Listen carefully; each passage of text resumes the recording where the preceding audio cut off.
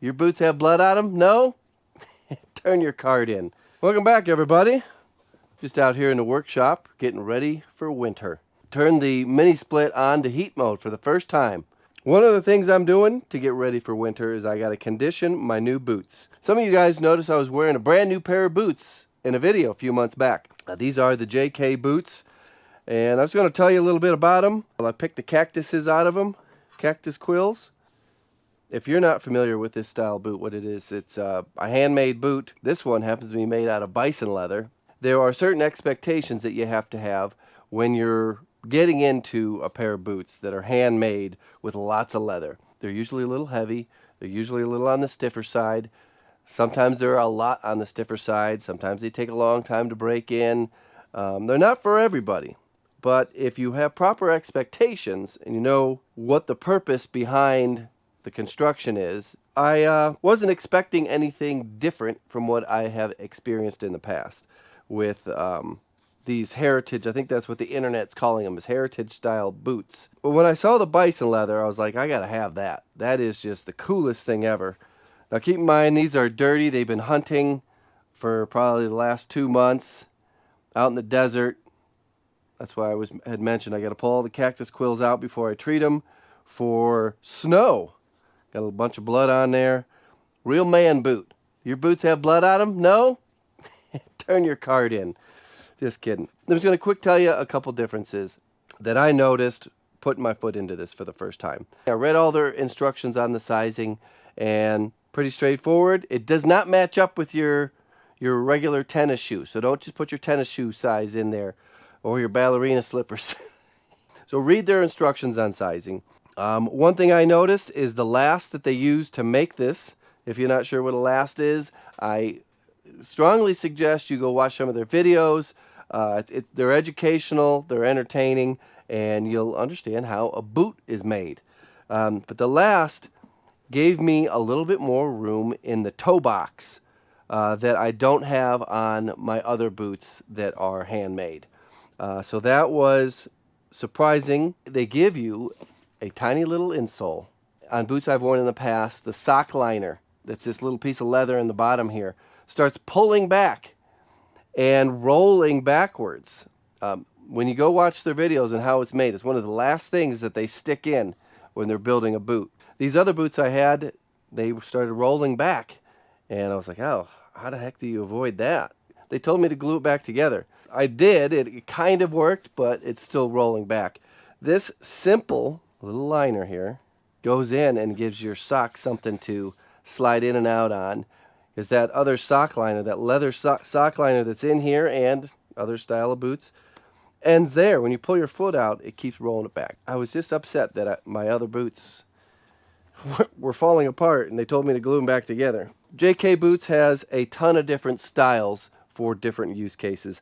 When I was shopping for this one, I didn't know that I was buying the most awesome boot ever made. I hadn't done enough research on their models, like doing a YouTube search on specific leathers and specific models.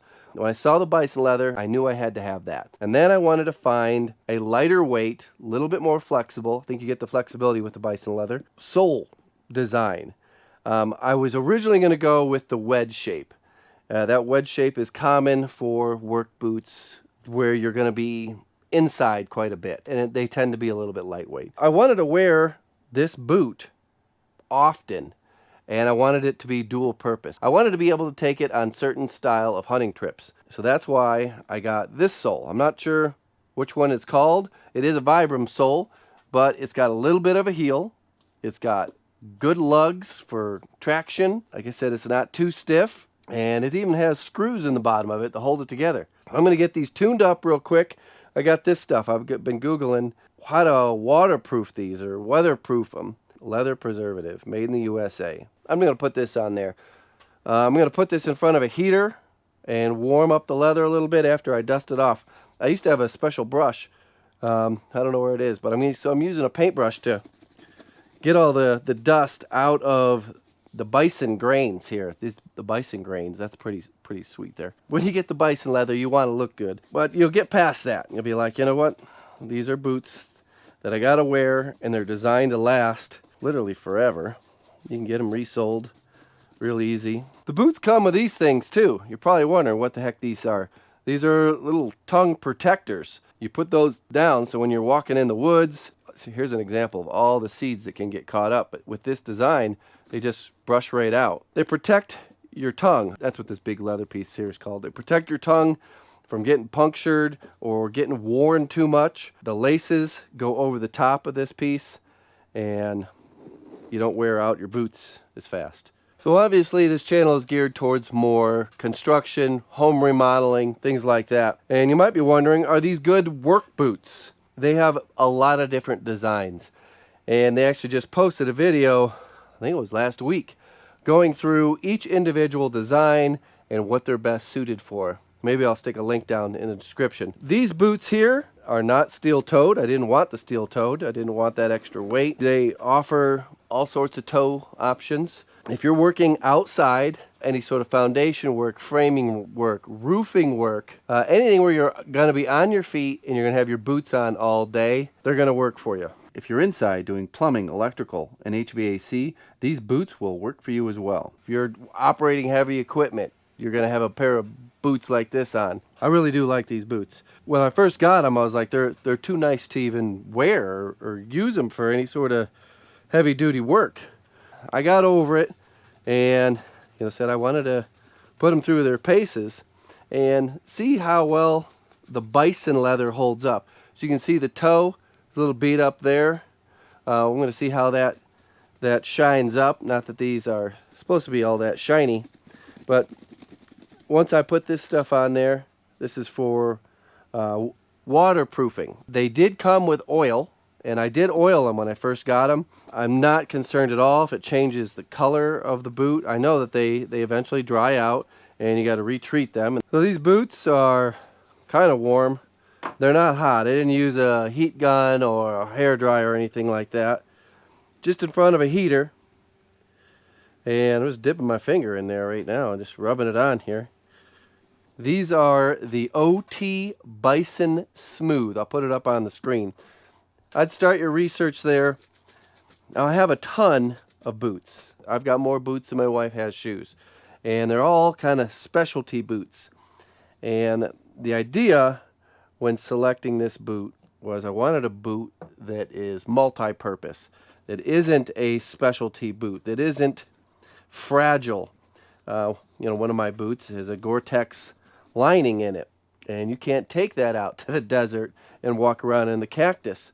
Within 15 minutes, you'd have a whole bunch of holes in your Gore-Tex lining. They'll no longer be waterproof. With these ones, like I said earlier, I still have some cactus quills buried in there. I can throw these on, go out in the desert hunting, and not have to worry about puncturing them. With this treatment here, hopefully I'll be ready for snow and some more severe moisture. Just with them oiled, I didn't have any issues with them leaking or getting too wet. You can have your smooth side out or rough side out. There will be links in the description that give you all the information you need to select the boot you want. Maybe you just pass that information along to your wife and say, this is what you're getting me for Christmas, is a nice new pair of JK boots. I do suggest the Bison. I've been wearing these for a while. I found out how lucky I am that I selected this exact boot. There's a guy out there that cuts boots in half, and that's all he does is boot reviews. He selected this exact boot, I believe, the OT with the Bison, as like the best boot ever.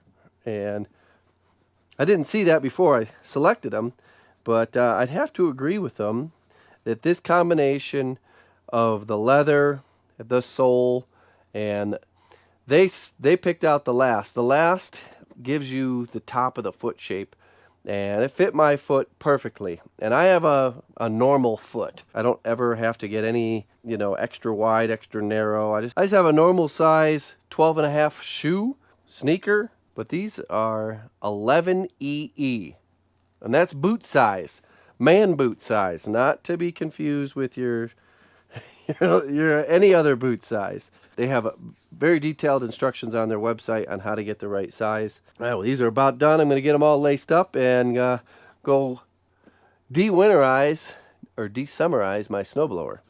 I think we might get some snow. OT Bison smooth side out.